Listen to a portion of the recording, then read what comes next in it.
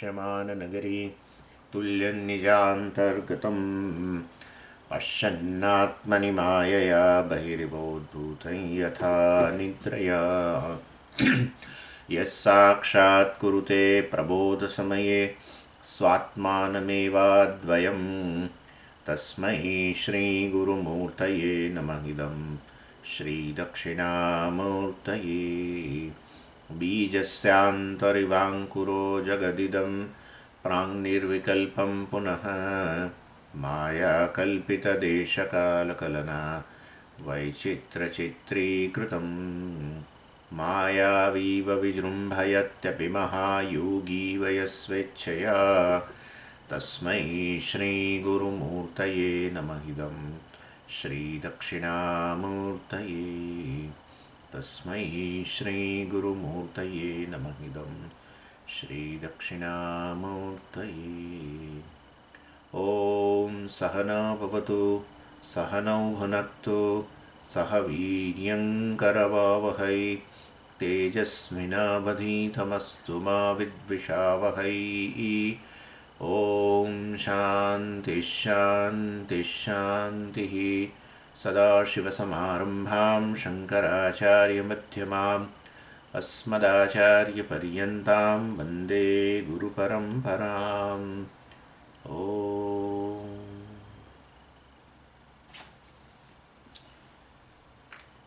આપણે નૈષ્કર્મ સિદ્ધિનો અભ્યાસ શરૂ કર્યો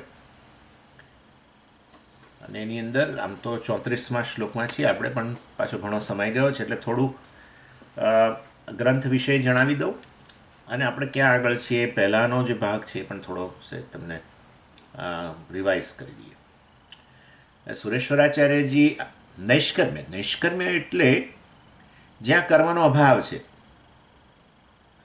કર્મફળ, કર્તૃત્વ, ભોક્તૃત્વ બધી વસ્તુ આવી જ ગઈ એની સાથે. આ સર્વ વસ્તુનો જ્યાં અભાવ છે એની સિદ્ધિ આત્મા મોક્ષ.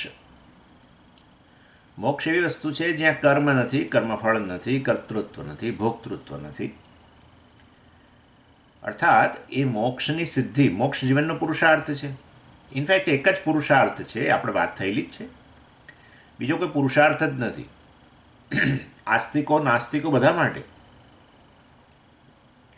કોઈને કશામાં મેં કહ્યું રસ છે જ નહીં, એક જ રસ છે અને છે નામ મુક્તિ. મુક્તિ અર્થાત ફ્રીડમ. અને શેમાંથી મુક્તિ? જે આપણે નથી ઈચ્છતા એમાંથી મુક્તિ.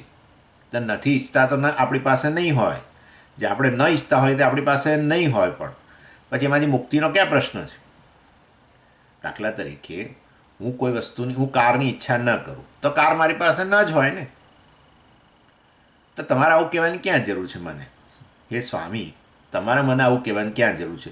જે તમે નથી ઈચ્છતા એમાંથી તમે મુક્ત થઈ જાવ એના મોક્ષ ના. પણ વાસ્તવની અંદર જે નથી ઈચ્છતા એ જ જન્મોજન્મથી છે.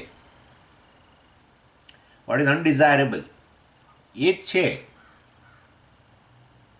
એવું તમે કેવી રીતે કહી શકો કે જે હું નથી ઈચ્છતો એ મારી પાસે છે? આપણા જીવનમાં રહેલો દુઃખ એ જ બતાવે છે.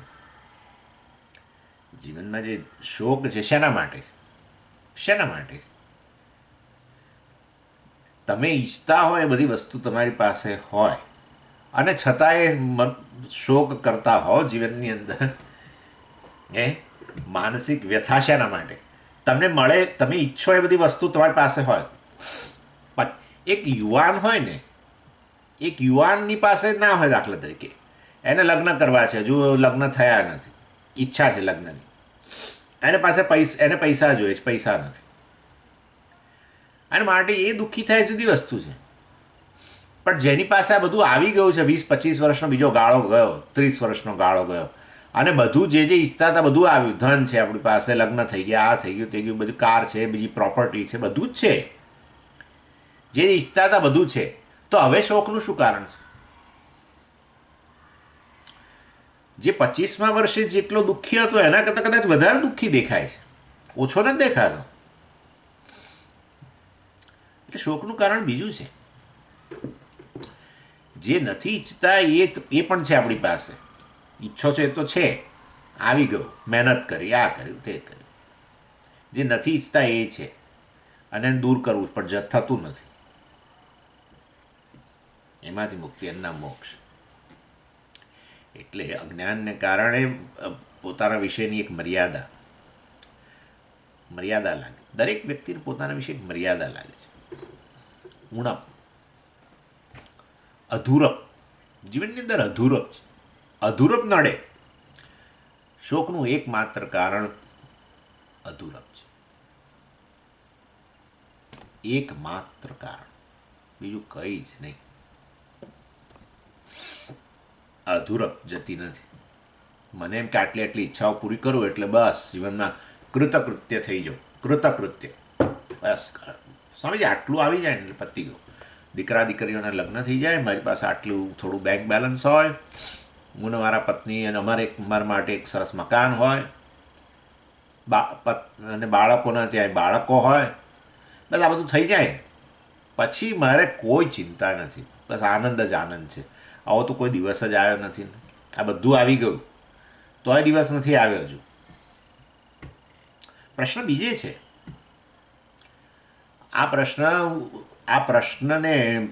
પ્રશ્ન બતાવનાર વેદાંત છે.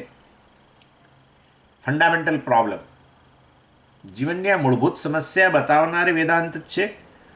અને ખાલી સમસ્યા બતાવીને ભાગી નથી જતું વેદાંત, એ સમસ્યાનો ઉકેલ બતાવે છે. અધૂરપમાંથી મુક્તિ, એમના મોક્ષ. તો અધૂરપ કે ઉણપ તો એ તો બધી વસ્તુઓ સ્વામીજી ઊણી જ છે ને. બધી વસ્તુઓ મર્યાદિત છે. એમાં તમે શું મોટી વાત કરી? હું ઊણો છું, બસ આ ખ્યાલ.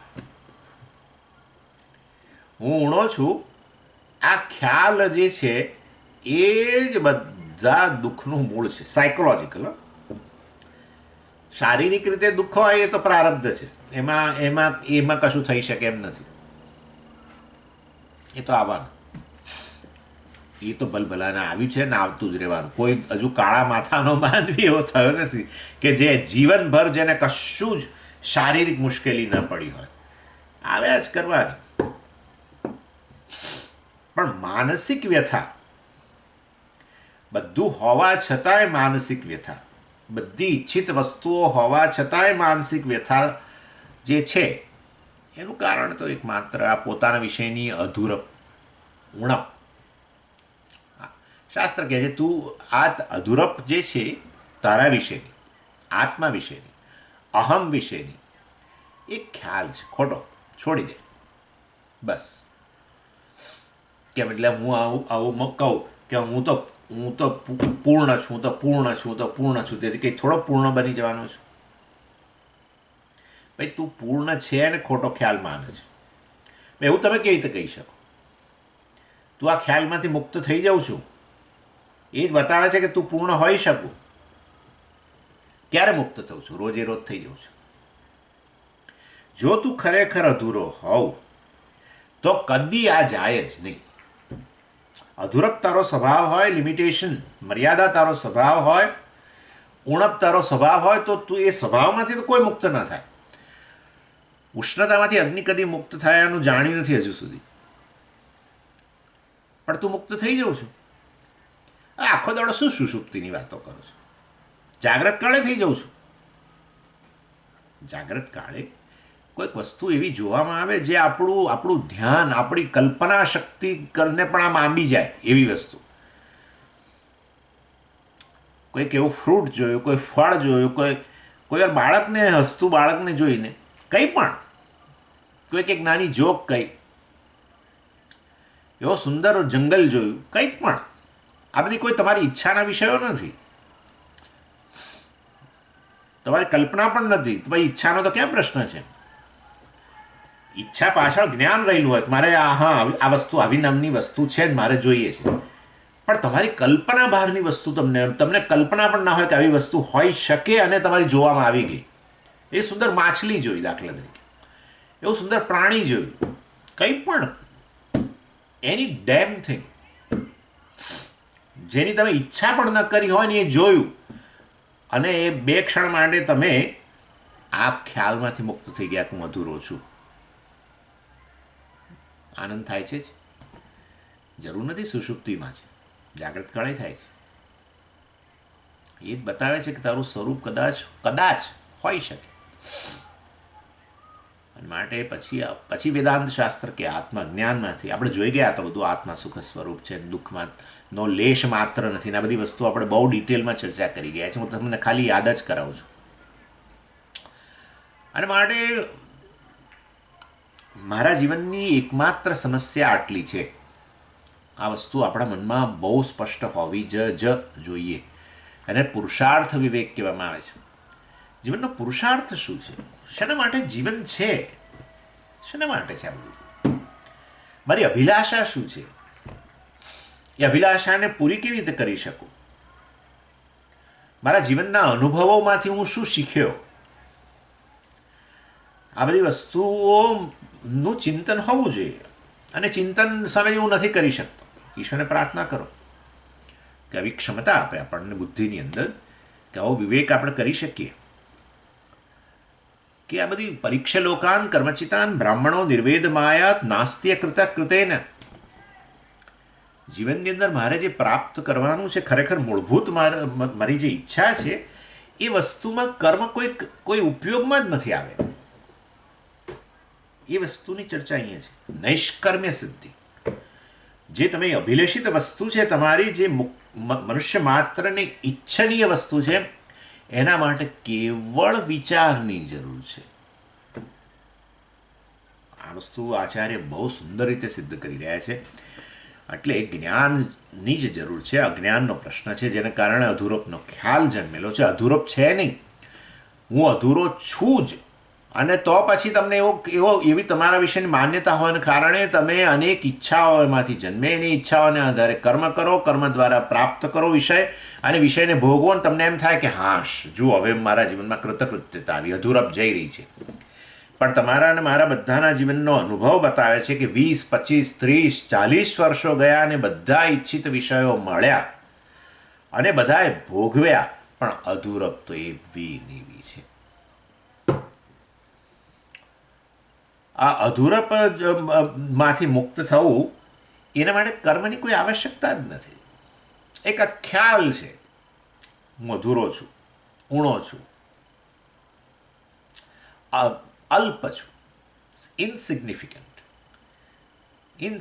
મારે ઘણું બધું મેળવવાનું છે. Swamiji, I have a big agenda. મને કહે છે, સ્વામીજી મારા તો જીવનમાં બહુ મોટો એજન્ડા છે, મારી પાસે તો મોટું લિસ્ટ છે, મારે બધું મેળવીને જવાનું છું. આવું સંસારી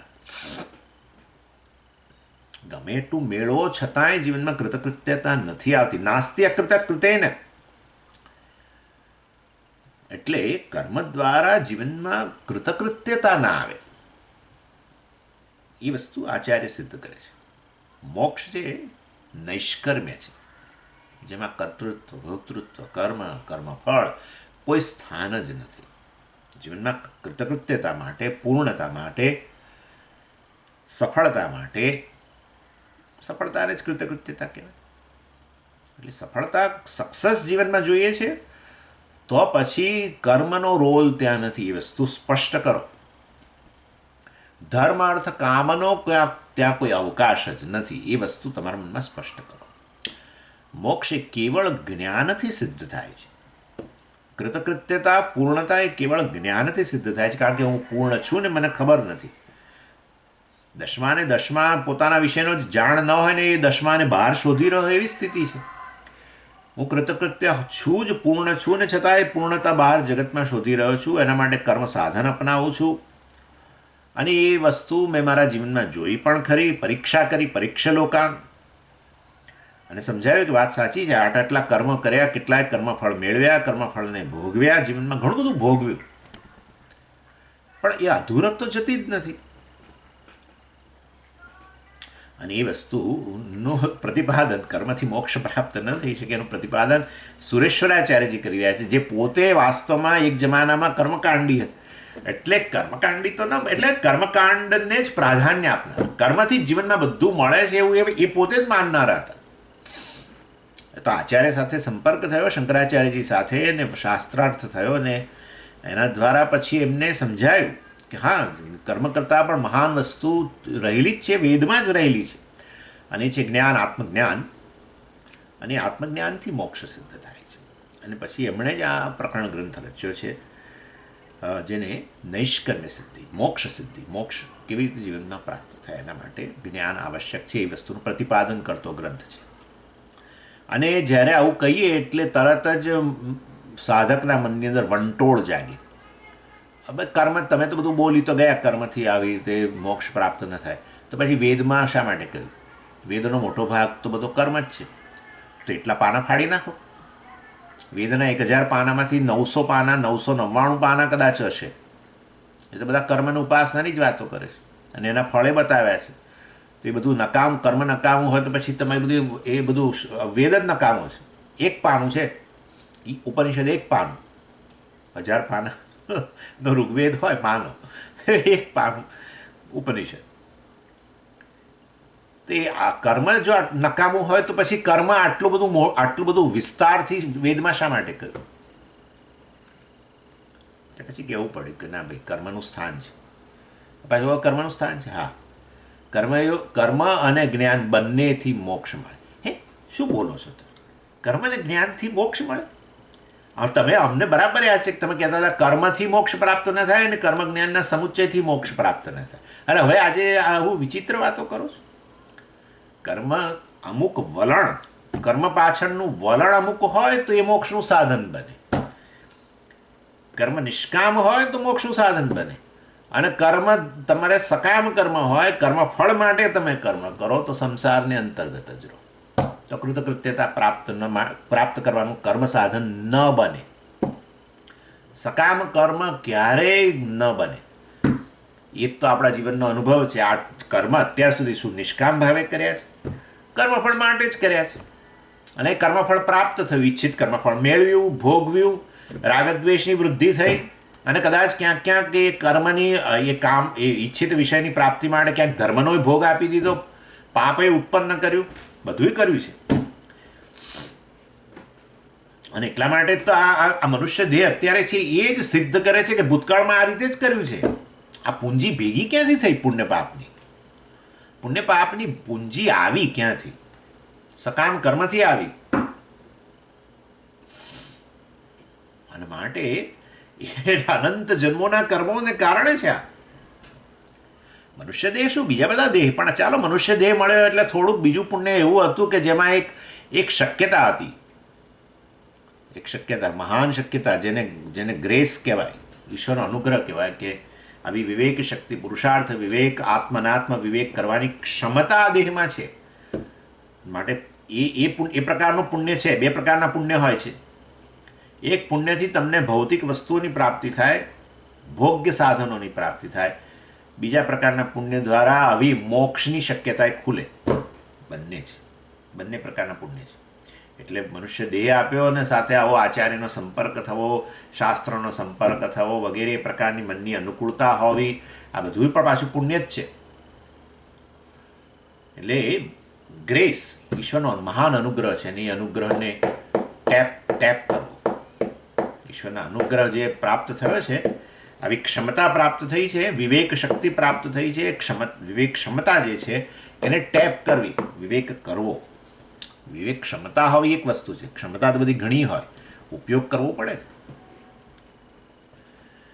અને આપણે જોયું હતું વિવેક ચૂડામણીની અંદર, મેં તમને વાત કરી ત્યારે મેં ટાઇટલ સમજાવતા કહ્યું હતું, વિવેક ચૂડામણીમાં રહેલો વિવેક શબ્દ આ વસ્તુ બતાવે છે. વિવેકની ક્ષમતા અને એ ક્ષમતાનો ઉપયોગ કરવો, બંને વિવેકનો અર્થ છે.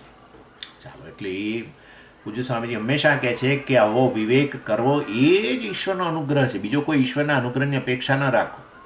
તમારામાં ક્ષમતા છે અને તમે એ ક્ષમતાનો ઉપયોગ કરો, એ જ મહાન ઈશ્વરનો અનુગ્રહ છે. પણ એ ઈશ્વરનો અનુગ્રહ આપણું પુણ્ય જ છે, મેં તમને કહેલું છે પહેલાં. એનીવે, એટલે કર્મ, અને એટલે એ વસ્તુ ભગવાને 5મા અધ્યાયમાં કહી કે વાસ્તવમાં કર્મયોગ અને જ્ઞાનયોગ બંને મોક્ષનું જ સાધન છે. એટલે આપણને થાય કે કર્મયોગથી પણ મોક્ષ પ્રાપ્ત થાય ને જ્ઞાનથી પણ મોક્ષ પ્રાપ્ત થાય. નિષ્કામ ભાવે કર્મ કરતા રહો તો મોક્ષ મળી જાય, અને જ્ઞાનથી પણ મોક્ષ મળી જાય એવું નથી. જીવનનું ધ્યેય મોક્ષ છે, જેના માટે આ બંને સાધનો છે. કર્મયોગ પ્રથમ સાધન છે જે ચિત્ત શુદ્ધિ કરે, અંતઃકરણ શુદ્ધિ. અને અંતઃકરણ શુદ્ધિ એટલે બીજું કશું નથી. અંતઃકરણ શુદ્ધિ એટલે રાગદ્વેષ વગેરેનો આપણા પર પ્રભાવ ઓછો, બસ એવું. એટલે રાગદ્વેષનો પ્રભાવ ઓછો એટલે શું? સાયકોલોજીકલ પ્રોબ્લેમ ઓછા થાય. સાયકોલોજીકલ પ્રોબ્લેમ ઓછા થાય એટલે શું? એટલે આવું જુઓ, ચિત્તશુદ્ધિ એટલે આ શું કે હું જે ઈચ્છતો હતો ને એ સ્વામીજી ભૂતકાળમાં થયું નહીં, એટલે મને સમસ્યા છે.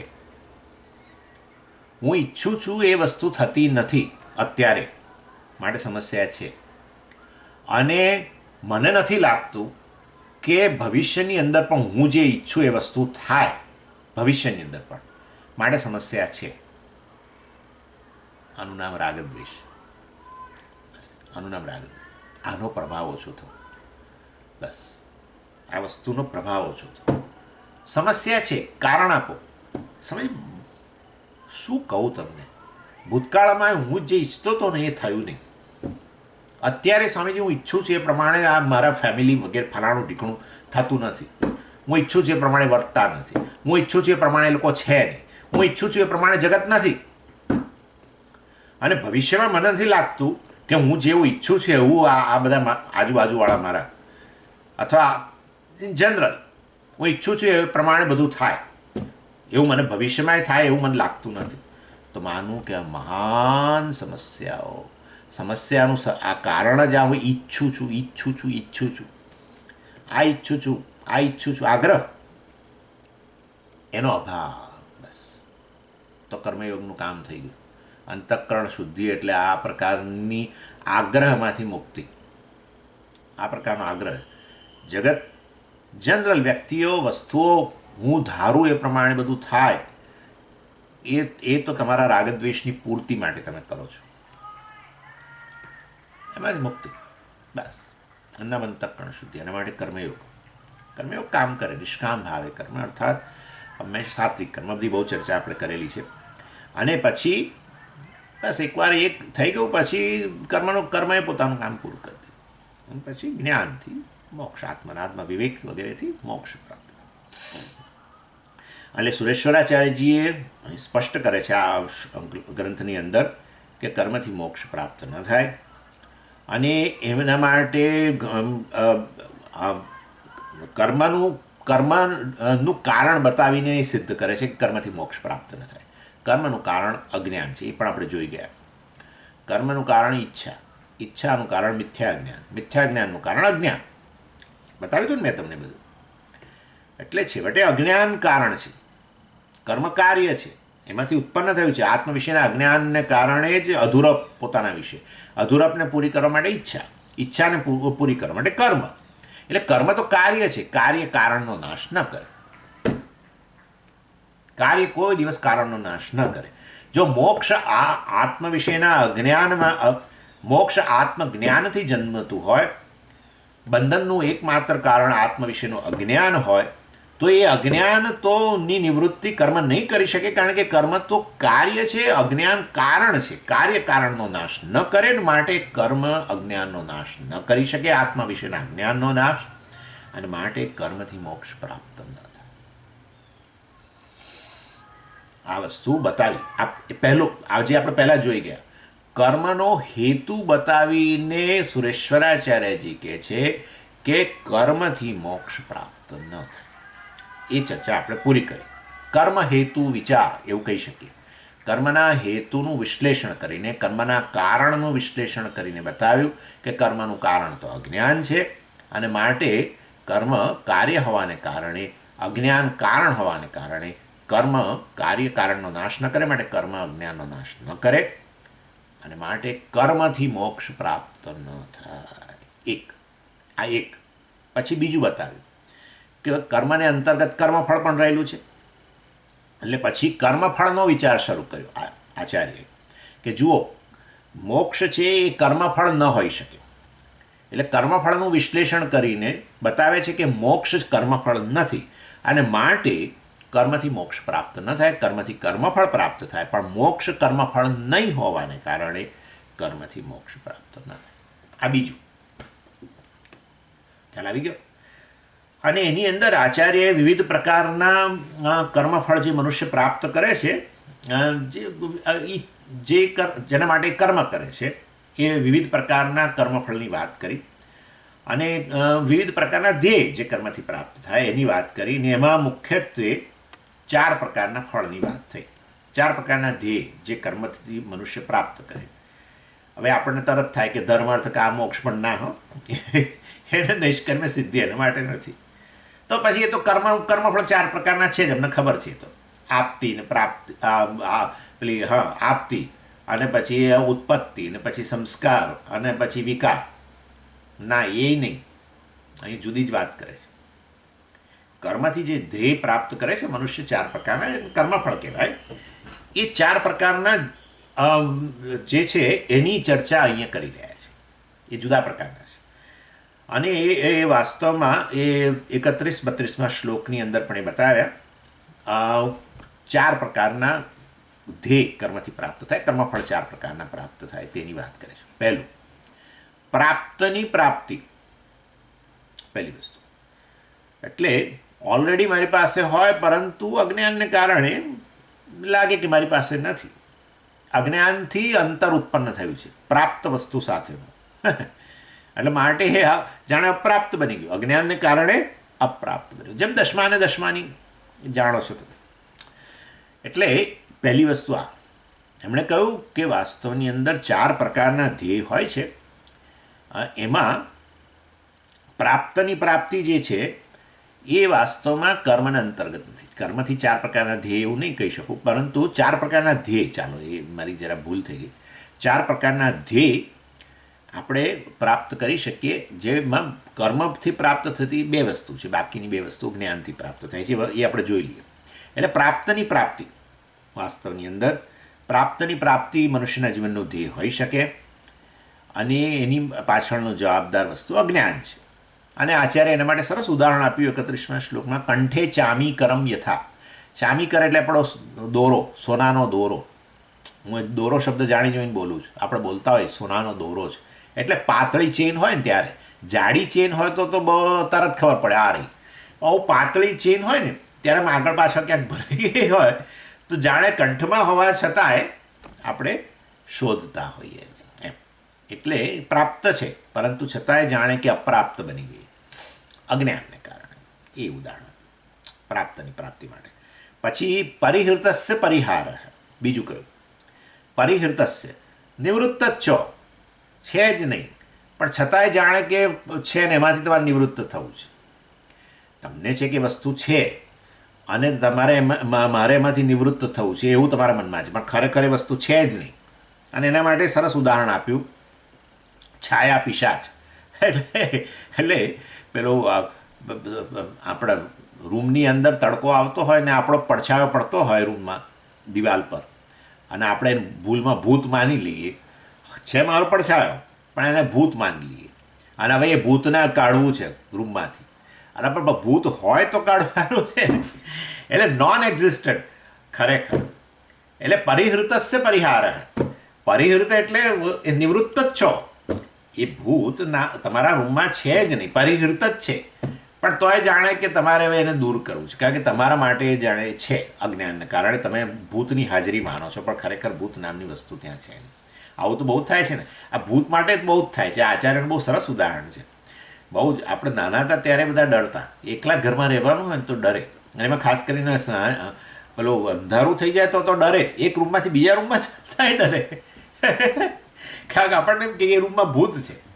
અને એમાં કંઈક જો વળી કંઈક વસ્તુ પડી, બિલાડી આવી હોય કંઈક આમ પેલા એમાંથી પેલી બારી ખુલ્લી હોય એમાં બિલાડી જો અંદર આવી જાય અને એણે કંઈક પાડ્યું તો ચીસ પાડી આપણે, કારણ કે એ રૂમમાં ભૂત છે. એની માં કહેવાનો આશય એટલો જ છે, જે ખરેખર જેનાથી નિવૃત્ત જ છો. પરિહૃત એટલે નિવૃત્ત. જે ભૂતથી તમે નિવૃત્ત જ છો, જે ભૂત છે જ નહીં એની હાજરી માનવી અને પછી એને દૂર કરવાનો પ્રયત્ન કરવો. એક છે પ્રાપ્તની પ્રાપ્તિ, બીજું પરિહૃતનું પરિહૃત કરવો, પરિહાર કરવો. આ 2. આ બંનેમાં કર્મ કામ નહીં કરે. હવે તમે સમજી તો ગયા જ છો. ચાલો, પછી ત્રીજી વસ્તુ અપ્રાપ્તની પ્રાપ્તિ. આપણે 4 પ્રકારના ધ્યેયની વાત કરીએ છીએ ને મનુષ્યના, એમાંથી આ કયા ધ્યેય કર્મ ફળ રૂપે પ્રાપ્ત થાય, કર્મથી પ્રાપ્ત થાય, કયા ધ્યેય માટે જ્ઞાન, એની વાત કરે છે. એટલે અપ્રાપ્તની પ્રાપ્તિ. અપ્રાપ્તની પ્રાપ્તિ એટલે વાસ્તવની અંદર સ્વર્ગ વગેરે અપ્રાપ્ત છે નેચરલી. અને તો તમે વ્યક્તિ એનું શરીર છૂટી જાય પછી નવા લોકમાં જવાય ને, એટલે અત્યારે તો એ પ્રાપ્ત છે જ નહીં, એ તો હકીકત જ છે. એટલે આ જુદું ધ્યેય થઈ ગયું, અપ્રાપ્તની પ્રાપ્તિ સ્વર્ગ વગેરે. તો એના માટે તો કર્મ કરવું પડે. કર્મફળ રૂપે પુણ્ય રૂપ અદૃષ્ટ ઉત્પન્ન થાય અને એ તમને સ્વર્ગ પ્રાપ્ત કરાવે. એટલે ત્રીજું આ. અને ચોથું અપરિહૃતસ્ય પરિહાર.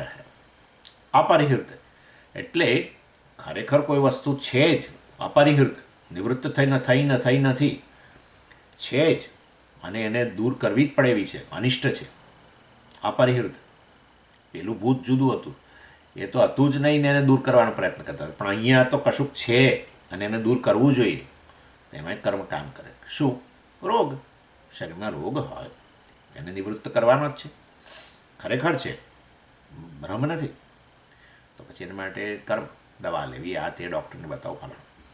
એટલે આ રીતે 4 ધ્યેય મનુષ્યના જે છે એની વાત આચાર્ય કરે છે. પહેલાં બતાવ્યું કર્મથી મોક્ષ પ્રાપ્ત ન થઈ શકે. હવે કહે છે કર્મફળ રૂપે પણ મોક્ષ ન હોઈ શકે, અને એ રીતે કર્મ કામ નહીં કરે એમ. એટલે એના માટે થઈને આ 4 ધ્યેય મનુષ્યના જે છે એ બતાવે છે. અહીંયા ધર્માર્થ કામ વગેરેની વાત નથી. ચાલો, અને પછી 31મા શ્લોકની પહેલી લાઇનની અંદર કયું? પ્રાપ્તસ્ય પ્રાપ્તિ. એટલે એના માટે કહે છે લિપ્સતે અજ્ઞાનતઃ લબ્ધમ કંઠે ચામીકરમ યથા. લિપ્સતે અજ્ઞાનતઃ એટલે વાસ્તવમાં લિપ્સતે એટલે ઈચ્છા રાખે છે. લબ્ધુમ ઈચ્છા, લિપ્સા. પ્રાપ્ત એટલે એના લાભની, કશાકની લાભની, કશીક વસ્તુ પ્રાપ્ત કરવાની ઈચ્છા રાખે છે એમ. કંઠે ચામીકરમ યથા વગેરે. તો આ એના માટે ઉદાહરણ પણ આપ્યું. અને એના માટેનું કારણ, કંઠમાં ચામીકર, કંઠમાં સોનાની માળા હોવા છતાંય, દોરો હોવા છતાંય પણ જાણે કે નથી એમ માનીને એને પ્રાપ્ત કરવા માટે દોડાદોડ કરે છે, ખોવાઈ ગયો કરે. તો એ તો અજ્ઞાન જ એનું કારણ છે. પછી 31મા શ્લોકની પહેલી લાઇનમાં કહ્યું. પછી 31મા શ્લોકની બીજી લાઇન અને 32મા શ્લોકની પહેલી લાઇન, એની અંદર કયું? પરિહૃતસ્ય પરિહાર, બીજા પ્રકારની વાત, બીજું ધ્યેય. અને એમાં કયું? ભયાન મોહા વનદ્ધાત્મા રક્ષઃ પરિજિહીર્ષતિ. અને પહેલામાં એ કહ્યું 31મા શ્લોકની બીજી લાઇનમાં પણ જુઓ તમે તો વર્જિતમ ચ સ્વતો ભ્રાંત્યા છાયાયામ આત્મનો યથા વગેરે વગેરે. આત્મનઃ છાયાયામ, વાસ્તવમાં આત્માની છાયા હોવા છતાં સ્વતઃ વર્જિતમ વૃક્ષ, વાસ્તવમાં ભ્રાંત્યા, એ ભ્રાંતિને કારણે પછી પેલો ભૂત જોવું વગેરે વગેરે એની પણ વાત કરી. એટલે 31મા શ્લોકની બીજી લાઇનમાં અને 32મા શ્લોકની પહેલી લાઇનમાં બીજા પ્રકારના ધ્યેય કયું? પરિહૃતસ્ય પરિહારના, જેની નિવૃત્ત થયેલું જ છે, તમે છે જ નહીં એ વસ્તુની નિવૃત્તિ માટે પ્રયત્ન કરો, ભૂત વગેરેની, એની વાત કરી. પહેલી લાઇનમાં 31મા શ્લોકની પહેલી લાઇનમાં પહેલા ધ્યેયની વાત કરી, પ્રાપ્તની પ્રાપ્તિની વાત કરી, કંઠે ચામીકરમ વગેરે દ્વારા. પછી 32મા શ્લોકની બીજી લાઇનની અંદર આ જે છે એ ત્રીજા અને ચોથા પ્રકારના ધ્યેય જે છે એની વાત કરી. કયા ત્રીજું? અપ્રાપ્તની પ્રાપ્તિ અને અપરિહૃતનો પરિહાર, એની વાત કરી. અપ્રાપ્તની પ્રાપ્તિ માટે ઉદાહરણ નથી આપતા. હવે એ તો શું ઉદાહરણ આપવાનું? આ બધા આપણે જાણીએ જ છે. કશી વસ્તુ અપ્રાપ્ત હોય ને એની પ્રાપ્તિ કરવાની હોય તો કર્મ સાધન છે વગેરે, એ તે માટે કંઈ ઉદાહરણ આપવાની જરૂર નથી. અને ચોથી વસ્તુ અપરિહૃતસ્ય પરિહાર અને પરિજિહીર્ષતિ. એટલે પરિજિહીર્ષતિ એટલે જેને દૂર કરવાની ઈચ્છા છે, પરંતુ દૂર કરવાની ઈચ્છા છે એવી વસ્તુ કેવી છે? અપરિહૃત, નિવૃત્ત થઈ નથી. જેમ કે રોગ, તો એને દૂર કરવાની ઈચ્છા હોય જ, એમાંથી નિવૃત્ત થવાની ઈચ્છા હોય જ, તો એના માટે કર્મ જ કરવું પડશે. દવા લાવી, મેં તમને કહ્યું ડૉક્ટરને બતાવો કે, એટલે એમાં પછી જ્ઞાન કામ ન કરે. જ્ઞાન તો છે કે રોગ થયેલો છે અને આ સ્ટેજમાં છે, અને ડૉક્ટર બતાવે ખરા, જુઓ આટલી જગ્યાએ સ્પ્રેડ થયો છે, હજુ આના માટે હવે તૈયાર થાઓ, ઓપરેશન કરાવો, ફલાણું કરો, ઢીકણું કરો, આમ તેમ બધું. એટલે જ્ઞાન તો છે, પણ જ્ઞાનથી થોડો રોગ નિવૃત્ત થઈ જાય. જ્ઞાનથી ભૂત જતું રહે, કારણ કે ભૂત હતું જ નહીં. અને જ્ઞાન પ્રાપ્ત કરો કહો આ તો મારી છાયા મારો પડછાયો હતો અને એને હું ભૂત માનતો હતો, અથવા બિલાડી આવી ગઈ ને એને પછાડ જે હોય છે. એટલે અમે નાના હતા ત્યારે પેલું ભરૂચ જઈએ ને તો પેલા ભરૂચમાં બધા જૂના ઘરો, એટલે બધા એક એક ત્યાં જોડાયેલા બધા, અને એમાં એટલે બધા પહેલે માળે ને બીજે માળે, એટલે ઉનાળાના વેકેશનમાં જઈએ ને એટલે પેલા અમારા ગ્રાન્ડ મધર હંમેશા છેક બીજે માળે બધી પેલી ગરમી સૌથી વધારે, કારણ કે અગાશી હોય પછી તો, એટલે પેલા એ રૂમોમાં ગરમી બહુ જ હોય, એટલે પેલી કેરી બધી કાચી કેરી બધી ત્યાં પકાવવા માટે મૂકે ઉપર બીજા માળે, જેથી પાકે, પેલા કોથળો બધું ઢાંકીને અને આ બધી બહારની ગરમી પણ. એટલે આમ તો બહુ ઈચ્છા થાય કે ઉપર જઈને પેલી કેરી પાકી હોય તો લઈ આવીએ ને તે બધું, પણ જો સાંજ પડી ગઈ તો પછી નહીં જવાનું જ નહીં ઉપર, કારણ કે કંઈક ને કંઈક અવાજ સંભળાય, એટલે અને ખાલી ઓરડાઓ બધા અને અંધારું થઈ ગયું હોય, એટલે આપણને થાય કે કોઈક છે ત્યાં, કોઈક છે આવી વસ્તુ. ઇન શોર્ટ કહેવાનો આશય એવો છે, એ પ્રકારની વસ્તુ નિવૃત્ત જ છો, પણ છતાંય જાણે કે વસ્તુ રહેલી છે એવું તમે માનો તો પછી તો જ્ઞાનથી જ કંઈક, પછી ગ્રાન્ડ મધર બતાવે, લઈ જાય, જુઓ છે કશું અહીં છે દેખાય છે આપણને, એટલે એના જેવું. ચાલો, એટલે અહીંયા તો પણ ખરેખર રોગ તો છે, અને માટે એ જ્ઞાનથી ન જાય, પેલું તો અજ્ઞાનને કારણે હતું, એટલે અહીંયા તો તમારે એ કર્મ કરવું. એટલે આ રીતે આચાર્ય અહીંયા કહે છે કે આ આટલી વસ્તુથી ક્લિયર બનો, બે વસ્તુથી ક્લિયર થઈ જાઓ કે તમારે મોક્ષ જે પ્રાપ્ત કરવાનો છે એ કઈ કેટેગરીમાં આવે છે, આ ચારમાંથી એક એ વસ્તુ કહી રહ્યા છે. અને બીજું, કર્મ તમને ક્યાં સુધી મદદ કરે, બસ તમારો મોક્ષ એટલે તમારે જે મોક્ષ પ્રાપ્ત કરવો છે, અભિલષિત આચાર્ય શબ્દ વાપરે છે, અભિલષિત એટલે ઈચ્છનીય, સર્વ મનુષ્ય માટે ઈચ્છનીય જે મોક્ષ જે છે એ કઈ કેટેગરીમાં આવે, એક, અને કર્મ તમને શું આપી શકે, એ વસ્તુ, આ બે વસ્તુનો નિર્દેશ કરવા માટે એમણે આ ચાર પ્રકારના ધ્યેયની વાત કરી. કર્મ તમને અપ્રાપ્તની પ્રાપ્તિ કરાવે, કર્મ તમને વાસ્તવમાં જે વસ્તુ જેનાથી નિવૃત્ત થયા નથી એનાથી નિવૃત્તિમાં મદદ કરે, રોગ વગેરેમાં. જ્યારે મોક્ષ જે છે એ તો વાસ્તવની અંદર અજ્ઞાનની ઉપજ છે, અજ્ઞાન મતલબ બંધન અજ્ઞાનની ઉપજ છે, અને માટે મોક્ષ જે છે એ તો તમને અજ્ઞાન નિવૃત્ત કરવા માત્રથી થઈ જાય, એમાં કર્મનો રોલ ન રહે. એ વસ્તુ સ્પષ્ટ કરવા માટે અહીંયા આ ચાર પ્રકારના ધ્યેય બતાવે. અને પછી 33મા શ્લોકની અંદર આ બધું આપણે જોઈ ગયા છે, ખાલી હું રિવાઇઝ કરું છું. 33મા શ્લોકની અંદર કહ્યું, પ્રાપ્તવ્ય પરિહાર્યેષુ જ્ઞાત્વોપાયાન શ્રુતેઃ પૃથક કૃત્વા અથ પ્રાપ્નુયાત પ્રાપ્યમ તથા અનિષ્ટમ જહાત્યપી. કે છે આચાર્ય અહીંયા કહે છે કે આ ત્રીજા અને ચોથા, પહેલાં આ ચાર ધ્યેયની ચર્ચા શરૂ કરે છે, મતલબ એમાં 33મા શ્લોકમાં પહેલાં ત્રીજું અને ચોથું, અપ્રાપ્તની પ્રાપ્તિ અને અપરિહૃત અનિવૃત્તની નિવૃત્તિ, એની પહેલાં વાત કરી રહ્યા છે. અપ્રાપ્તની પ્રાપ્તિ દાખલા તરીકે સ્વર્ગ વગેરે, અનિવૃત્તની નિવૃત્તિ એટલે કે જેનાથી હું નિવૃત્ત નથી થયો એવો રોગ વગેરે, એની નિવૃત્તિ, એના માટે એ ધ્યેયની ચર્ચા કરે છે. અને એ ધ્યેય પ્રાપ્ત કરવા માટે શું જોઈએ, તો બે વસ્તુ જોઈએ. શું કહે છે જુઓ, પ્રાપ્તવ્ય પરિહાર્યેષુ જ્ઞાત્વા ઉપાયાન શ્રુતેઃ પૃથક અથ કૃત્વા. જ્ઞાત્વા અને કૃત્વા બે વસ્તુ જોઈએ. પહેલાં તો એ મારે શું પ્રાપ્ત કરવું છે, અપ્રાપ્ત છે, પ્રાપ્ત કરવું છે, અને એ પ્રાપ્ત કરવા માટે કયું યોગ્ય સાધન છે. કર્મ તો બરાબર છે, એ તો બરાબર છે. સ્વર્ગ પ્રાપ્ત કરવું હોય તો પછી અહીંયા આમ તેમ વાઘા પાછા થવાથી સ્વર્ગ પ્રાપ્ત ન થાય. હું શેના માટે ક્યાં ઊભા છો અત્યારે, ક્યાં છો તમે? અહીંયા મુંબઈ છું. શેના માટે? હા, અહીંયા કોન્સ્યુલેટ, અમેરિકન કોન્સ્યુલેટમાં ઊભો છું. શેના માટે? અમારે વિસા જોઈએ છે.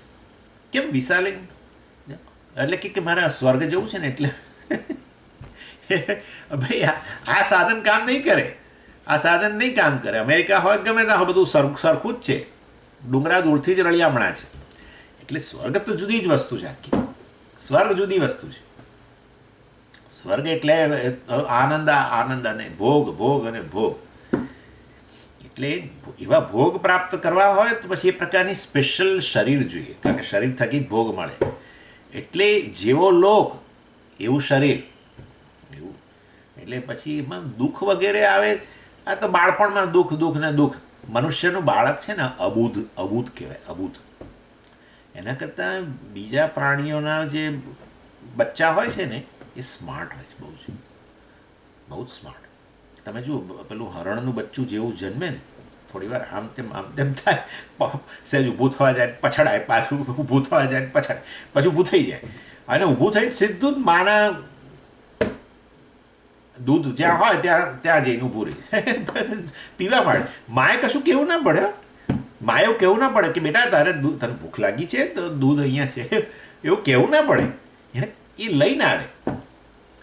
મનુષ્યના બાળકને મા છાતીએ ન લે, મરી જાય.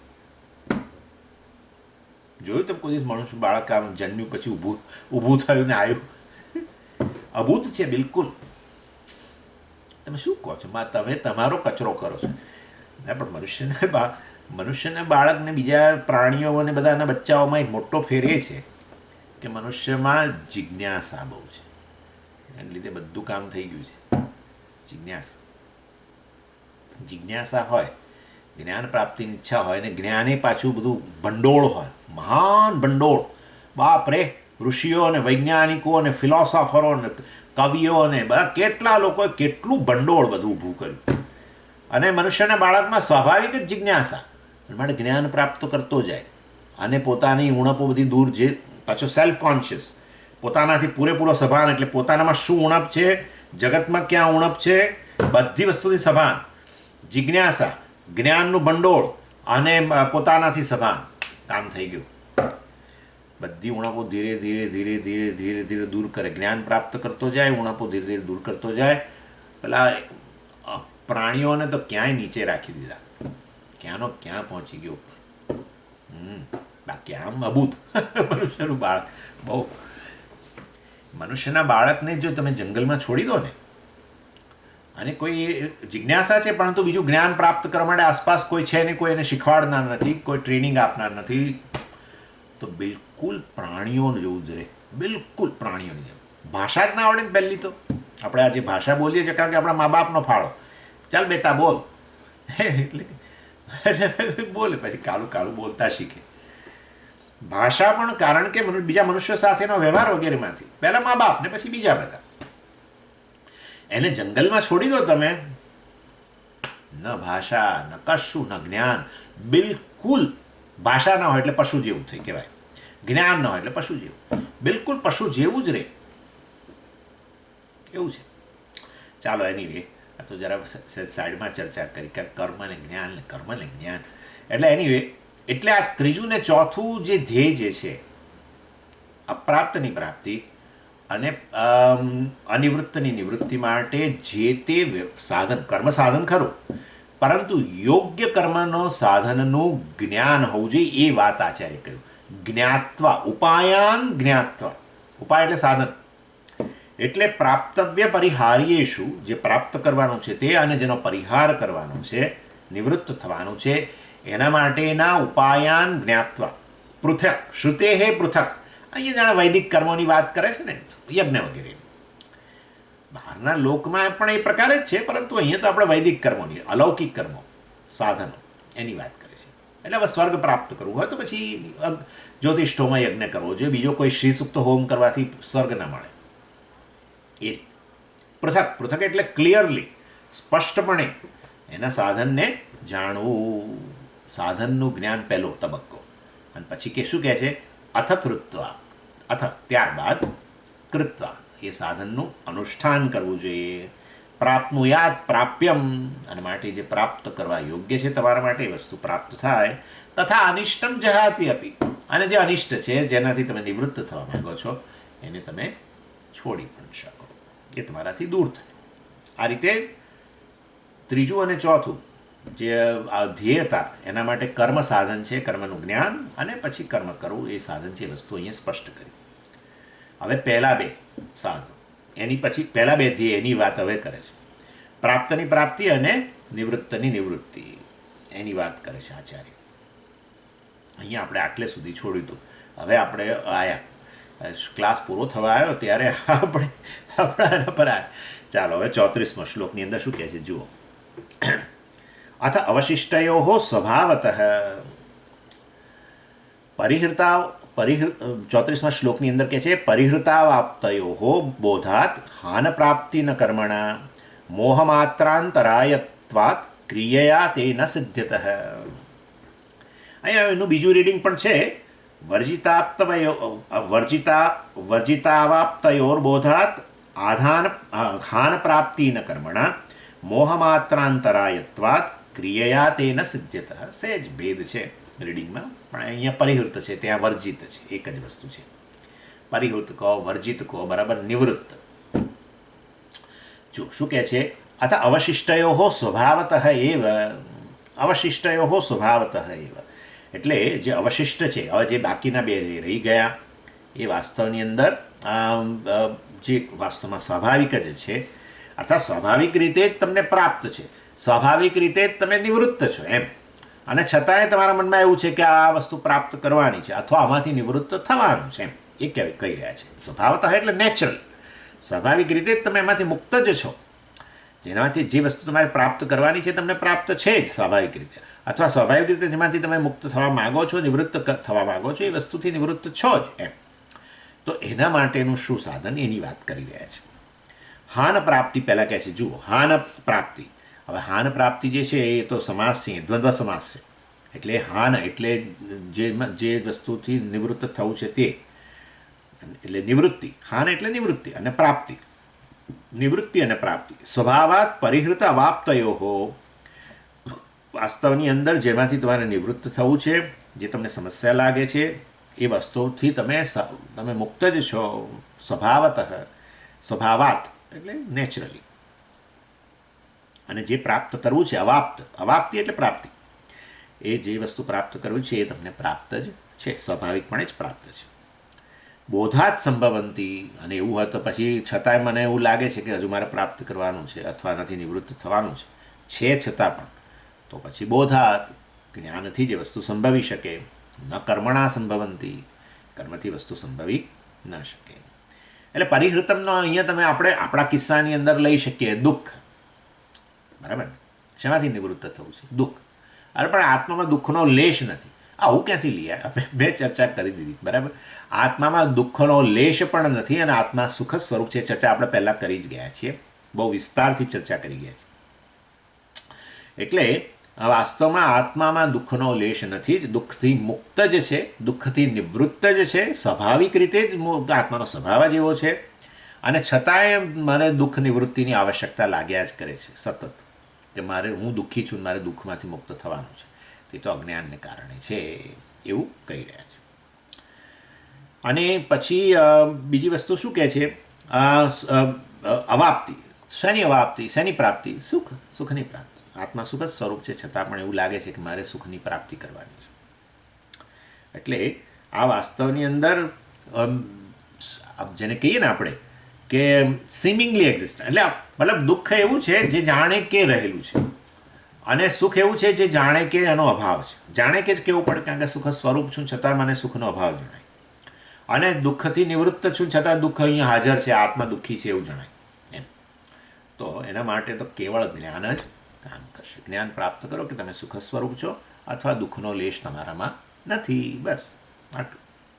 એટલે કે છે મોહ માત્ર અંતરાયત્વાત. અંતરાય એટલે ડિસ્ટન્સ, અંતર જે છે એ વાસ્તવની અંદર મોહ માત્ર, તમારા અને સુખ વચ્ચેનું અંતર જે છે, સુખ પ્રાપ્તિ વચ્ચેનું અંતર, એ મોહ જ છે કેવળ, કે ક્યાંક બીજે રહેલું છે અને હું દુઃખી છું, અથવા સુખનો મારામાં છાંટોય નથી, મારા જીવનમાં સુખ છે જ નહીં સ્વામીજી, આવું તો આપણે બોલીએ છીએ ને, મારા જીવનમાં સુખનો લેશે નથી એમ કે, થતાં હું જરાય સુખી નથી એમ.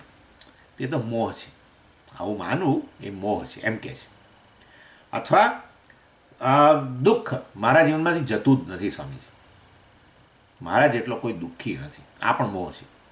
મોહ એટલે યાદ રાખજો, હા, મોહ એટલે પેલો મેં તમને વાત કરી હતી ને, મારા વિશેનો આવો ખ્યાલ, આપણે જેને કહીએ છીએ મિથ્યા જ્ઞાન, અર્થાત વાસ્તવિકતા નથી, અને એ અજ્ઞાનમાંથી જ ઉત્પન્ન થાય.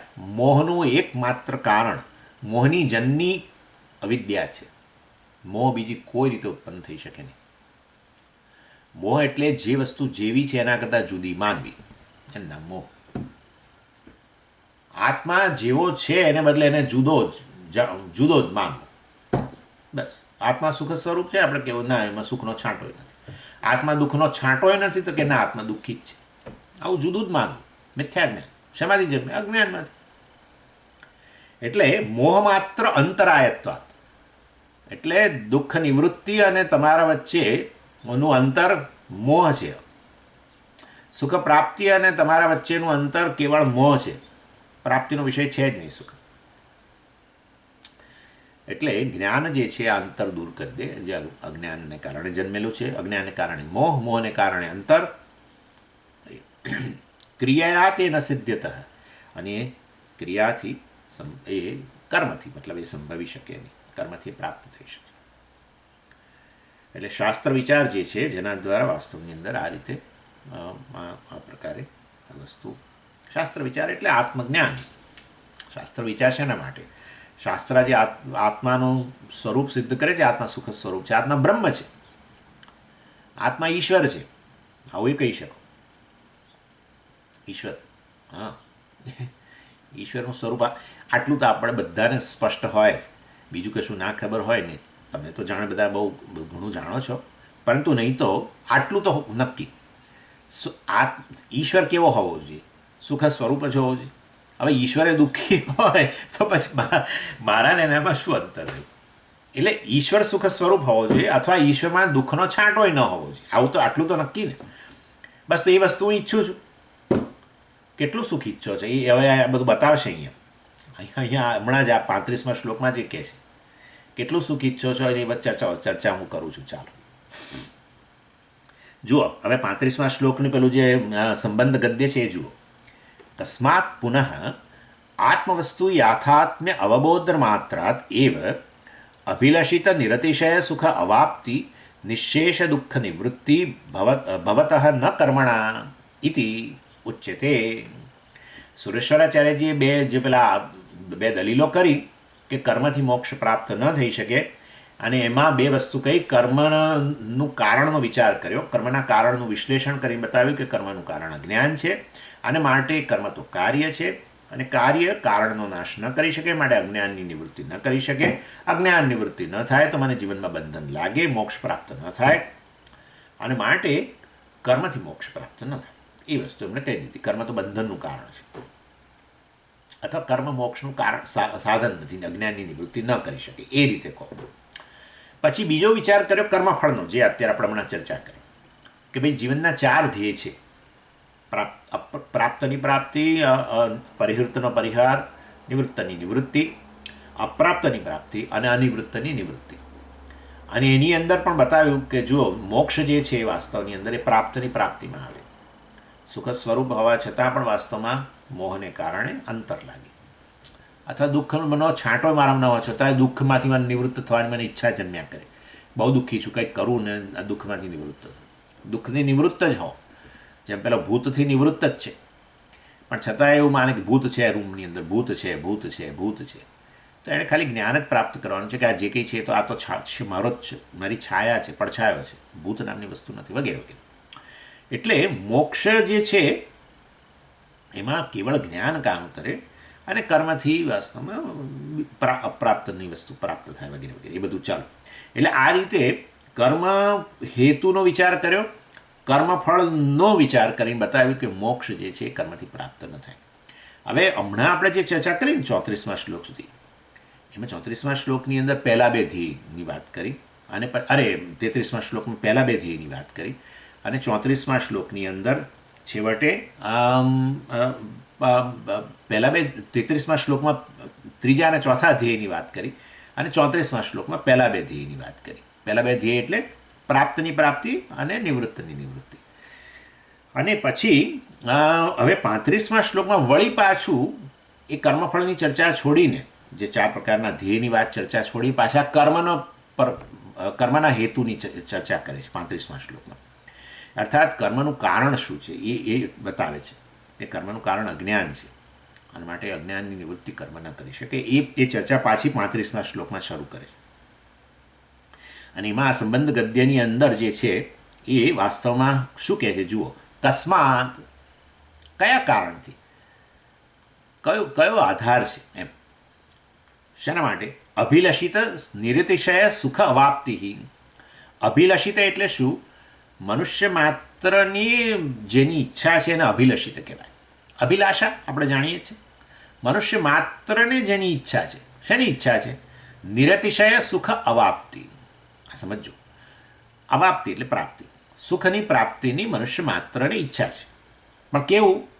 નિરતિશય, જેમાં અતિશયપણું નથી. એટલે આ વસ્તુ સમજવાની છે. આ બધું બોલીએ તો રાખીએ જ છે આપણે, નિરતિશય સુખ, નિરતિશય સુખ. નિરતિશય સુખ એટલે શું ખબર છે તમને? કેવળ સુખ સુખ સુખ સુખ સુખ સુખ સુખ સુખ સુખ સુખ અને સુખ જ, એને નિરતિશય સુખ કહેવાય. કેવળ સુખ એટલે શું? પણ એટલે શું કેવળ સુખ? એટલે 3 પ્રશ્નો પૂછવાના. કયા 3 પ્રશ્ન? જો પહેલું, પછી હું તમને ઉદાહરણ આપીને સમજાવું છું આ વસ્તુ, કે વાસ્તવની અંદર હું ક્યારે સુખ ઈચ્છું છું. ચાલો, પહેલો પ્રશ્ન. શું જવાબ આવશે? હું તમારી પાસે અપેક્ષા નથી રાખતો, પણ તમને વિચારવા માટે કહું છું. હું ક્યારે સુખ ઈચ્છું છું? આજે, કાલે, પરમ દિવસે? ના, રોજ. ઓકે, રોજ તો બરાબર, પણ બપોરના ભાગમાં, સવારના ભાગમાં, સાંજના ભાગમાં, ક્યારે? 24 કલાક. એક જવાબ આવી ગયો. હું તમને ક્યાંક કોઈક દિશામાં લઈ જઈ રહ્યો છું. એટલે હું એવું સુખ ઈચ્છું છું, મતલબ હંમેશ માટેનું સુખ ઈચ્છું છું. એટલે જેમાં સમયનું કોઈ બંધન ન હોય એવું સુખ ઈચ્છું છું. નિરતિશય અને કહેવાય. આ પહેલું, નિર્દેશ સુખની વ્યાખ્યા કરું છું, જેમાં સમયનું બંધન ન હોય. બીજું, દેશનું બંધન ના હોય. હું તમને પૂછું, તમે કઈ જગ્યાએ સુખી થવા? ઘરમાં જ તમારે આનંદમાં રહેવું છે કે બહાર આનંદમાં રહેવું છે? કોના સાથે અથવા કોની સાથેના સંબંધમાં તમારે આનંદ રહેવું છે? તમે એ કોની સાથેના સંબંધની વાત જવા દો હમણાં. કઈ જગ્યાએ તમારે આનંદમાં રહેવું છે? તમે કહેશો સ્વામીજી હું જ્યાં પણ જાઉં, ઓફિસમાં હોઉં તો મારે આનંદમાં રહેવું છે, ઘરમાં આનંદમાં રહેવું છે, અને મિત્રના ઘેર જવું તો મારે આનંદમાં રહેવું છે, ને જ્યાં પણ બધી જગ્યાએ મારે આનંદમાં રહેવું છે. પહેલાં આવ્યો શું પ્રશ્ન આવ્યો? જેમાં સમયનું બંધન નથી એવું. બધા સમયે મારે સુખી થવું છે અથવા સુખી રહેવું છે, આનંદમાં રહેવું છે. બહુ તમને આ સુખ શબ્દથી તમે ધરાઈ ગયા હો તો આનંદ શબ્દ વાપરો. બધા સમયે મારે આનંદમાં જ રહેવું છે. આજે, કાલે, વર્ષ પછી, 2 વર્ષ પછી, 5 વર્ષ પછી, 10 વર્ષ પછી, અને સાજી રિટાયર્ડ થયું પછી મારે તો આનંદમાં જ રહેવું છે. બરાબર? બીજું છે બધા સ્થળે, દેશ. પહેલા આવ્યો કાળ, પછી દેશ. બધા સ્થળે મારે સુખી રહેવું છે, આનંદમાં રહેવું છે. બરાબર? અને ત્રીજું, કોની સાથેના સંબંધ, પરિસ્થિતિ, દેશ, કાળ, પરિસ્થિતિ 3 જ વસ્તુ છે. કોની સાથેના સંબંધમાં મારે આનંદમાં રહેવું છે? તમે કહેશો પત્ની સાથેનો સંબંધ હોય, મિત્ર સાથેનો સંબંધ હોય, ઓફિસર સાથેનો સંબંધ હોય, કોઈ પણ મારા પૌત્રો સાથેનો સંબંધ હોય, મારા પુત્ર પુત્રીઓ સાથેના સંબંધમાં, મારે બધાના સાથેના સંબંધમાં આનંદ રહેવું છે. મતલબ બધી પરિસ્થિતિમાં આનંદમાં રહેવું છે. થઈ ગયું? આ વસ્તુ શું છે ખબર તમને? બધા સ્થળે, બધા સમયે અને બધી જ પરિસ્થિતિમાં આનંદમાં રહેવું છે. તો હું કહું કે આ તો તમારી ઈચ્છા બહુ ગજબની છે ભાઈ.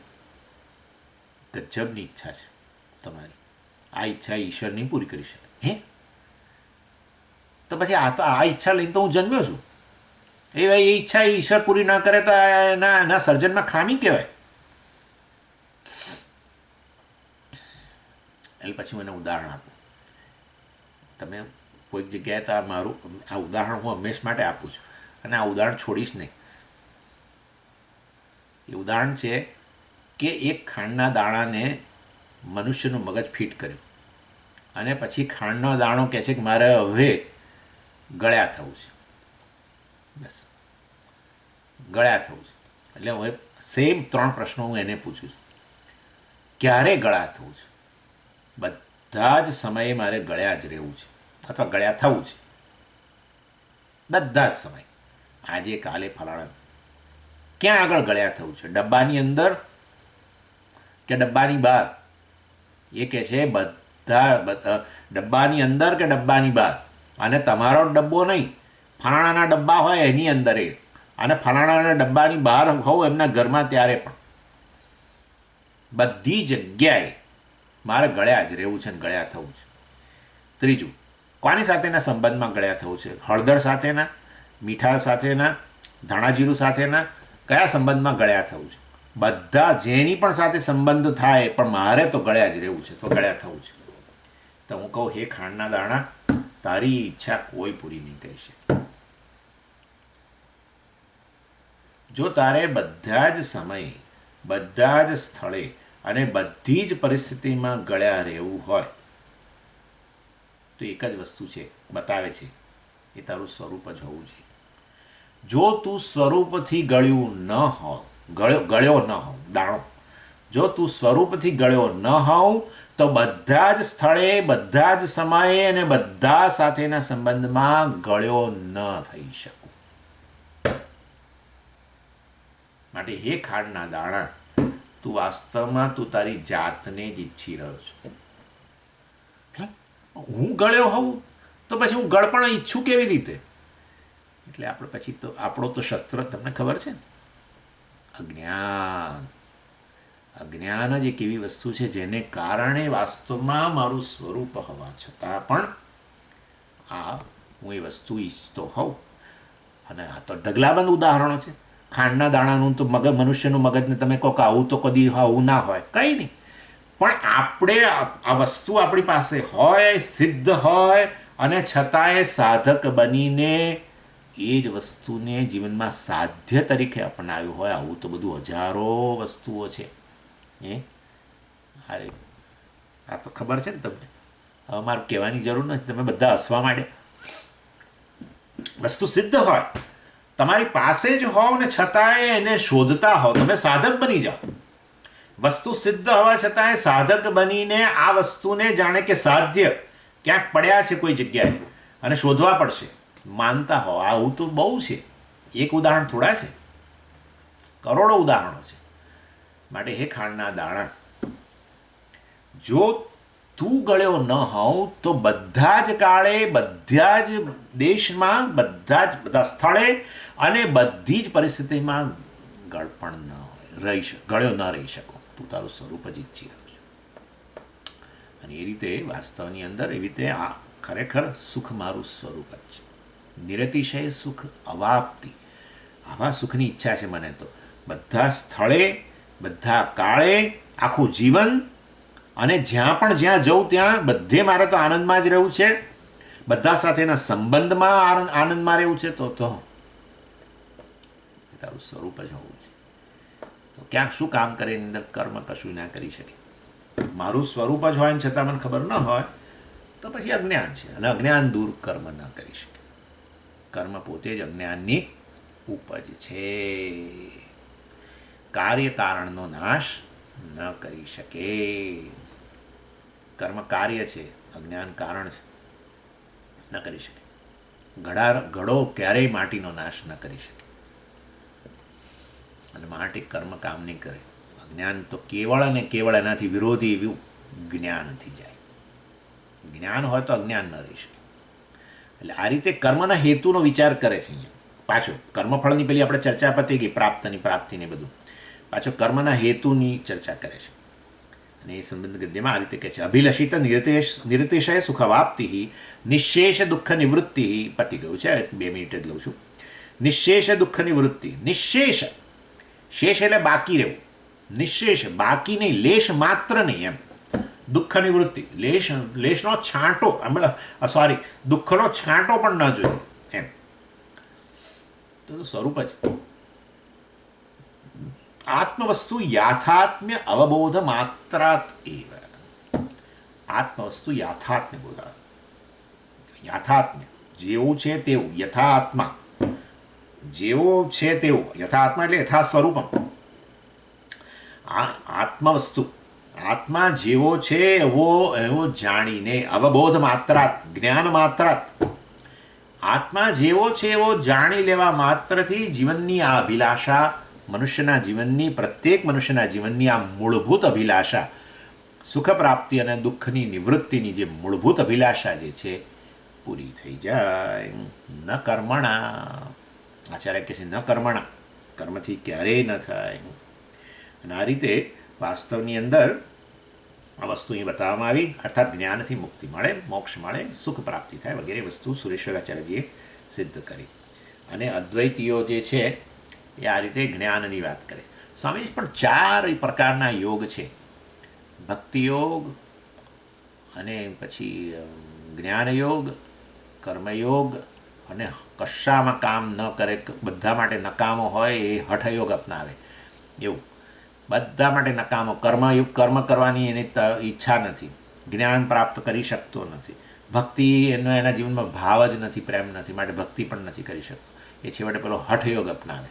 કોઈક આસન, પર્ટિક્યુલર આસનમાં બેસી જાય, બસ એ આસન સિદ્ધિ, આસનમાં બેસી જાય, હઠયોગ. 4 પ્રકારના યોગ છે ઈશ્વર પ્રાપ્તિ માટે, મોક્ષ માટે. તમે આ જ્ઞાન જ્ઞાન જ્ઞાન જ્ઞાન જ્ઞાન કેમ કર્યા કરો છો? જો ભાઈ, ભક્તિ યોગ જે છે એ વાસ્તવમાં કોઈ સ્વતંત્ર સાધન છે નહીં. ભક્તિ જે છે ને એ તો એક વાતાવરણ છે. વાતાવરણ, જે વાતાવરણની અંદર કર્મયોગ, જ્ઞાનયોગ અને ઉપાસના બધું જ થાય છે. ભક્તિ વાતાવરણ એટલે શું? પણ વાતાવરણ એટલે શું? મંદિરમાં જઈએ ને વાતાવરણ હોય એ ના, મનનું વાતાવરણ, મનની સ્થિતિ છે ભક્તિ તો, જેમાં ઈશ્વરનું વિષયક તમને જ્ઞાન છે કે ઈશ્વરનું તમારા જીવનમાં શું સ્થાન છે, એવું જ્ઞાન છે, એનું જ્ઞાન છે તમને. ઈશ્વરને પ્રત્યે શરણાગતિ છે, અને વાસ્તવમાં ઈશ્વર પ્રત્યે પ્રેમ છે, શ્રદ્ધા છે. આવું જે વાતાવરણ મનમાં છે એને ભક્તિ કહેવાય. અને એ ભક્તિમય વાતાવરણની અંદર ઈશ્વરની આવી સમજ જ્યાં રહેલી છે, એ સમજની અંદર કર્મયોગ પણ થાય, ઉપાસના થાય અને જ્ઞાન પ્રાપ્તિ થાય. ભક્તિ યોગ નામનું કોઈ સ્વતંત્ર સાધન નથી.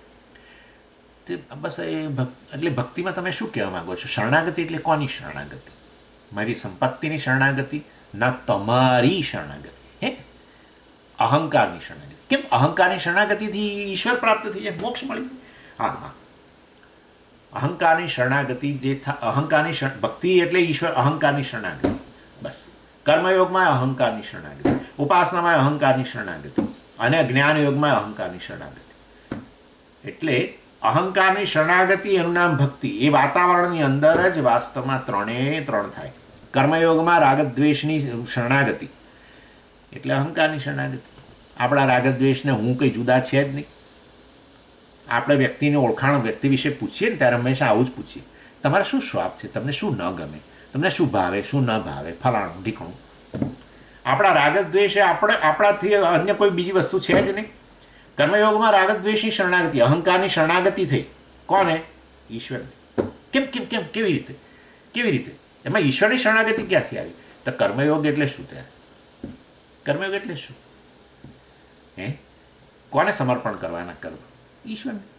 કેમ ઈશ્વરને કર્મ સમર્પણ કરવાથી શું થઈ જાય? રાગદ્વેષની નિવૃત્તિ થઈ. કેવી રીતે થઈ જાય? કર્મ 2 રીતે થાય. ક્યાં રાગદ્વેષની પૂર્તિ માટે થાય, ક્યાં નિષ્કામ ભાવે થાય. પણ નિષ્કામ ભાવે કેમ કરીએ? કારણ કે જીવનની અંદર તમે ઋણી છો, માટે. કોના ઋણી છે? ઈશ્વરના ઋણી છો, માટે એ ઋણ ફેરવા માટે કર્મ કરો તો એ કર્મ ઈશ્વરને સમર્પિત થયા કે ના થયા? અને કર્મફળ એ શું છે? એમાં ઈશ્વર લાવવાનો પાછો, ઈશ્વરનો પ્રસાદ. કારણ કે એ દાતા છે, દાતા તરફથી આવે એ પ્રસાદ જ, બીજું શું થાય? એટલે કર્મયોગમાં અહંકારની શરણાગતિ, ઈશ્વરને લાવીને. ઉપાસનામાં તો બાપરે શરણાગતિ જ છે, બીજું શું? ઉપાસનામાં કોનું ધ્યાન કરો છો? ઈશ્વર. જેટલે અંશે તમે ઉપાસનામાં ઈશ્વર સાથે તાદાત્મ્ય પ્રાપ્ત કરો એમ તમે જતા જાઓ અને ઈશ્વર રહે. આનું નામ સમાધિ, કે જેમાં ધ્યાતા ધ્યેયની અંદર મળી જાય, એનું નામ સમાધિ. ચાલો, ઓલે ઉપાસનામાં અહંકારની શરણાગતિ, અને જ્ઞાનમાં તો અહંકારનો છેદ. તમે અહંકાર માટે કેમ આટલું બધું બોલો છો? મારી ને ઈશ્વર વચ્ચેનું અંતર કેવળ અહંકારનું છે. કેમ? કારણ કે જે છે ઈશ્વર છે, એની અંદર ભાગ કોણે પાડ્યા? અહંકારે પાડ્યા. હું આ છું, બાકીનું બધું ઈશ્વર કહો. હું આ છું. અજ્ઞાનને કારણે અહંકાર. એની એટલે વાસ્તવમાં બધું ઈશ્વર માત્ર. આ અહીંયા નખે મારો નખે ઈશ્વર છે, અને મારી વાણીએ ઈશ્વર છે, ને મારા દાંતે ઈશ્વર છે, ને આ બોલી શકું છું એ ઈશ્વર, ક્ષમતા ઈશ્વર છે, બધું ઈશ્વર જ છે ને. બધું ઈશ્વર છે. તે ઈશ્વરની અંદર ભાગ પાડનાર અહંકાર છે. અહંકારને કારણે મનુષ્યને અહંકારને કારણે ઈશ્વરને એની વચ્ચે અંતર છે. અહંકારની શરણાગતિ એટલે ઈશ્વર સાથેનું અંતર પૂરાઈ જવું. ભક્તિ એ વાતાવરણ છે જેમાં અહંકારની આ રીતે સતત શરણાગતિ થાય. છેવટે અહંકાર મિથ્યા થઈ જાય જ્ઞાનની અંદર. એટલે આ રીતે વાસ્તવમાં ભક્તિ યોગ નામની કોઈ અલગ વસ્તુ નથી. ભક્તિ એ વાતાવરણ છે. એ ઈશ્વર પ્રત્યેનો પ્રેમ, ઈશ્વર પ્રત્યેની શરણાગતિ, ઈશ્વરનું જ્ઞાન, ઈશ્વરનું રેકગ્નિશન વગેરે છે એ સતત મનની અંદર રહે, અને કર્મયોગ, જ્ઞાન યોગ વગેરે બધું ચાલે. સમજી ગયા? આ રીતે વાસ્તવમાં છેવટે ધ્યેય પ્રાપ્ત થાય. માટે ચાર કોઈ એવા પથ નથી. જ્ઞાન પ્રાપ્તિ જ, અજ્ઞાન નિવૃત્તિ જ કરવાની છે. જ્ઞાન પ્રાપ્તિ જ વાસ્તવમાં ધ્યેય છે. ચાલો પછી 35મા શ્લોકથી આગળ આપણે ચર્ચા કરીશું. 35મો શ્લોકની ચર્ચા આવતી વખતે કરીશું. ઓમ પૂર્ણમદ પૂર્ણમિદમ પૂર્ણાત પૂર્ણમુદચ્યતે પૂર્ણસ્ય પૂર્ણમાદાય પૂર્ણમેવાવશિષ્યતે. ઓમ શાંતિ શાંતિ શાંતિ. હરિ ઓમ શ્રી ગુરુભ્યો નમઃ. હરિ ઓમ.